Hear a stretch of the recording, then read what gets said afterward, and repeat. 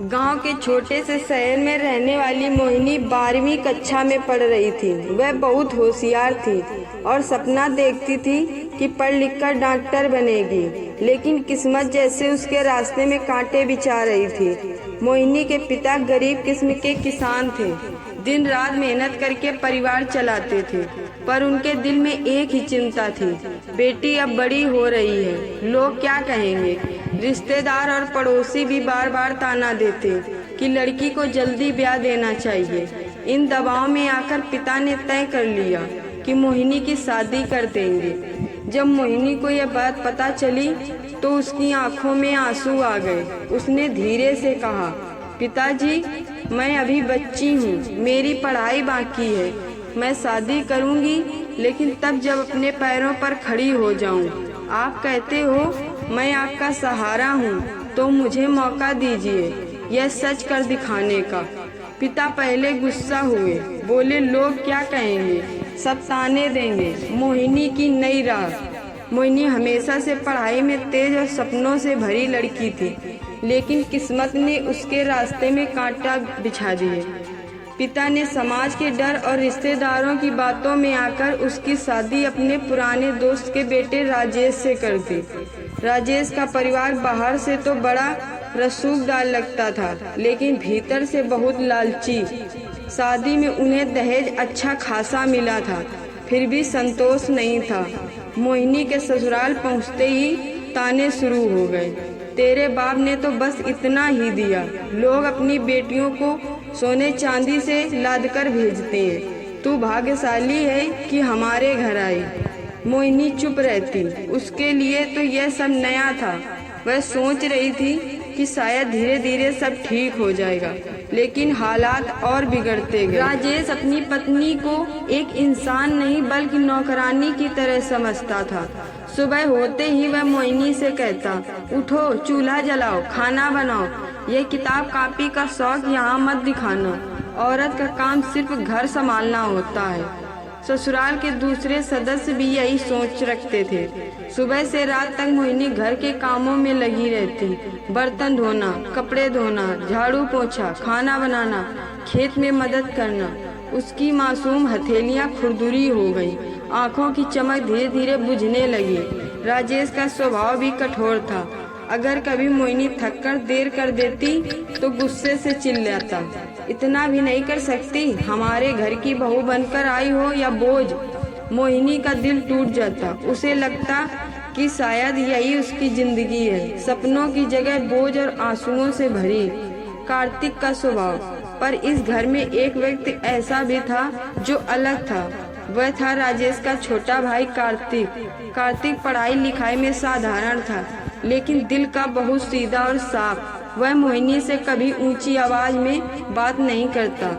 जब मोहिनी सुबह से शाम तक थककर काम करती तो कार्तिक उसे पानी का गिलास देकर कहता, भाभी थोड़ा आराम भी कर लीजिए, सारा काम अकेले आप पर है, यह ठीक नहीं। मोहिनी हैरान होती, क्योंकि इस घर में कोई उसके दर्द को समझता ही नहीं था। कार्तिक अक्सर चुपचाप उसकी मदद कर देता, कभी सब्जियां काट देता, कभी बाहर से राशन उठा लाता। धीरे धीरे मोहिनी को महसूस हुआ कि इस घर में कम से कम एक इंसान है जो उसे इंसान की तरह देखता है। रात को जब सब सो जाते तो मोहिनी चुपके से अपनी पुरानी कॉपी और किताबें निकालती। वह किताबें जो वह मायके से लेकर आई थी, वह दीपक की मध्यम रोशनी में पढ़ने लगती। किताब खोलते ही उसे लगता कि उसके सपने अब भी जिंदा हैं। एक रात कार्तिक ने मोहिनी को किताब पढ़ते देख लिया। वह धीरे से बोला, भाभी आप पढ़ाई करना चाहती हैं। मोहिनी सकपका गई। उसे डर था कि कहीं यह बात पूरे घर में न फैल जाए, लेकिन कार्तिक ने मुस्कुराकर कहा, डरिए मत, मुझे अच्छा लगा कि आप अब भी पढ़ाई से जुड़ी हैं। अगर मौका मिले तो मैं भी आपकी मदद करूंगा। उस दिन मोहिनी की आंखों में उम्मीद की चमक लौट आई, लेकिन राजेश को मोहिनी की मेहनत और सपनों से कोई लेना देना नहीं था। वह केवल दहेज और घर के कामों की चिंता करता। एक दिन गुस्से में बोला, देख मोहिनी, तू यहाँ पढ़ाई करने नहीं आई, तू हमारे घर की इज्जत और कामकाज संभालने आई है। अगर तुझे पढ़ाई करनी थी तो अपने बाप के घर रहती। मोहिनी चुप रही, मगर उसके दिल में आग जल उठी। उसने ठान लिया कि चाहे कितनी भी मुश्किलें आए, वह अपने सपनों को मरने नहीं देगी। कार्तिक अक्सर उसे चुप देखकर समझ जाता कि भाभी दुखी हैं। एक दिन उसने धीरे से कहा, भाभी आप हिम्मत मत हारिए। हर हाल में इंसान को अपने सपनों का साथ नहीं छोड़ना चाहिए। मैं आपको जितना हो सके मदद करूँगा। मोहिनी ने उसकी ओर देखा। उसकी आंखों में ईमानदारी साफ झलक रही थी। वह सोचने लगी, काश ये घर का माहौल सबका ऐसा होता, शायद तब मेरी जिंदगी इतनी कठिन ना होती। शादी के बाद से ही राजेश का स्वभाव मोहिनी के लिए बोझ बन गया था। वह उसे पढ़ाई का मौका नहीं देता, हर वक्त घर के काम में लगाए रखता। लेकिन नियति को कुछ और ही मंजूर था। शादी को कुछ ही साल हुए थे कि राजेश अचानक बीमार पड़ गया। बीमारी तेज थी और इलाज समय पर न मिलने की वजह से कुछ ही दिनों में उसकी मौत हो गई। मोहिनी अभी जवान थी, आंखों में सपने थे और उम्र भर की जिंदगी बाकी थी। लेकिन एक झटके में वह विधवा बन गई। राजेश की मौत के बाद ससुराल का माहौल और जहरीला हो गया। उसकी सास ससुर ने उस पर ताने कसने शुरू कर दिए। तेरे पैर अपशकुन हैं, हमारे घर में कदम रखते ही हमारा बेटा चला गया। अब हमारे घर में रहने की कोई जरूरत नहीं। जो भी दिया था वह हमारे बेटे के लिए था, तेरे लिए नहीं। मोहिनी का दिल रो उठा। उसने सोचा था कि शायद पति के चले जाने के बाद कम से कम घर वाले सहारा देंगे, लेकिन यहाँ तो हालात और बदतर हो गए। आखिरकार एक दिन उसकी सास ने साफ कह दिया, अब तू हमारे घर से निकल जा, हमारे बेटे के बिना तू हमारे लिए कुछ नहीं। और सचमुच मोहिनी को घर से निकाल दिया गया। मायके की प्रथा। बेचारे कदमों से वह अपने मायके पहुंची। उसके पिता ने उसे देखकर गले लगा लिया। लेकिन मायके में भी हालात आसान नहीं थे। उस गांव में एक पुरानी औरतों को तोड़ने वाली प्रथा थी। विधवा होते ही चूड़ियां तुड़वाई जाती थी, सिंदूर मिटा दिया जाता था और औरत को सफेद कपड़ों में जिंदगी बिताने के लिए मजबूर कर दिया जाता था। मोहिनी को यह सब बहुत कचोट रहा था। जब उसके हाथों की चूड़ियां टूटी तो उसे लगा जैसे उसके सारे सपने टूटकर जमीन पर बिखर गए। उसके पिता उस गांव की पंचायत में हमेशा आगे रहते थे। लोगों की समस्याएं सुलझाना, न्याय करना, यह उनका शौक और जिम्मेदारी थी। लेकिन जब बात अपनी बेटी पर आई तो उनकी हिम्मत जवाब देने लगी। समाज का दबाव उनके कंधों पर भारी हो गया। पंचायत बुलाई गई। उसमें गांव के बड़े बड़े लोग बैठे। सबकी निगाहें मोहिनी और उसके पिता पर थी। एक एक कर लोग बोलने लगे, अब मोहिनी को घर से बाहर निकलना होगा। जवान विधवा घर में रहेगी तो बदनामी होगी। बेटियों को संभालना आसान नहीं। आज अगर मोहिनी को छूट दी तो कल दूसरी औरतें भी यही करने लगेंगी। मोहिनी का दिल रो रहा था। वह चाहती थी कि उसका पिता उसके लिए खड़ा हो, लेकिन जब उनकी बारी आई तो वह पीछे हट गए। कांपती आवाज में बोले, मैं हमेशा समाज की बात मानता आया हूँ, आज भी वही करूँगा। अगर पंचायत का यही हुक्म है तो मुझे मान्य है। यह सुनकर मोहिनी का दिल पूरी तरह टूट गया। जिस पिता पर उसने सबसे ज्यादा भरोसा किया था, वही आज उसके सपनों और हक की लड़ाई लड़ने से डर गए। उधर इस पूरे मामले से अनजान कार्तिक अपने काम से गांव से बाहर गया हुआ था।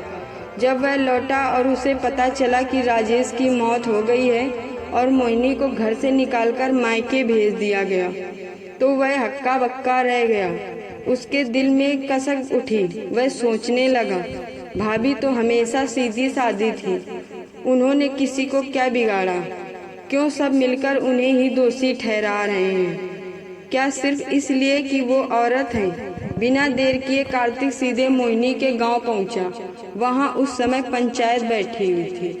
पूरे गांव के लोग जमा थे और मोहिनी आंसुओं में डूबी हुई थी। पंचायत में एक एक कर लोग बोल रहे थे, मोहिनी का अब कोई हक नहीं बचा। उसे चुपचाप ये जिंदगी स्वीकार करनी होगी। औरत अगर जवान विधवा हो तो घर के लिए बोझ होती है। उसे सफेद कपड़ों में रहना चाहिए।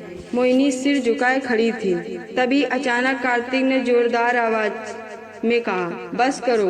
पूरा गांव चौंककर उसकी तरफ देखने लगा। कार्तिक ने आगे बढ़कर पंचायत को संबोधित किया, आज मैं तुम सबसे पूछना चाहता हूँ, राजेश की मौत में मोहिनी का क्या दोष? क्या उसने जहर दिया था?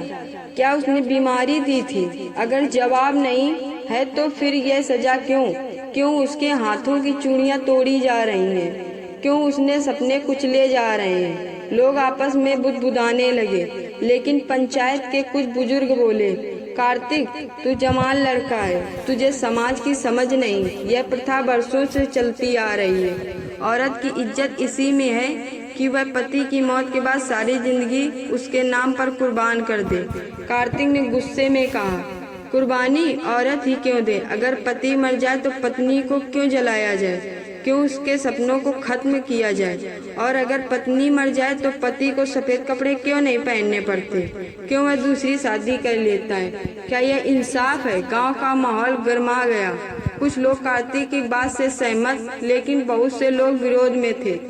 जब बात ज्यादा बिगड़ने लगी तो कार्तिक ने सबसे सामने खड़े होकर साफ साफ कहा, अगर समाज यही मानता है कि मोहिनी को अब औरत होकर इज्जत नहीं मिल सकती, तो मैं ऐलान करता हूँ कि मैं मोहिनी से शादी करूँगा, क्योंकि मेरे लिए उसकी इज्जत सबसे बड़ी है, ना कि तुम्हारी पुरानी बेकार रस्में। पूरा गांव सन्न रह गया। पंचायत में खामोशी छा गई। सब लोग एक दूसरे को चेहरा देखने लगे। मोहिनी स्तब्ध रह गई। उसकी आंखों से आंसू बह निकले। यह वही कार्तिक था जिसने हमेशा उसके दर्द को समझा, हमेशा उसे इंसानियत का एहसास दिलाया। आज वही पूरे गांव के सामने उसके लिए खड़ा था। कई लोग जोर जोर से चिल्लाने लगे, यह नामुमकिन है, देवर भाभी की शादी नहीं हो सकती, यह समाज के खिलाफ है। लेकिन कुछ समझदार लोग बोले, कार्तिक गलत नहीं कह रहा। अगर वो मोहिनी को अपनाना चाहता है तो इसमें बुराई क्या है? कम से कम मोहिनी को नया जीवन मिलेगा।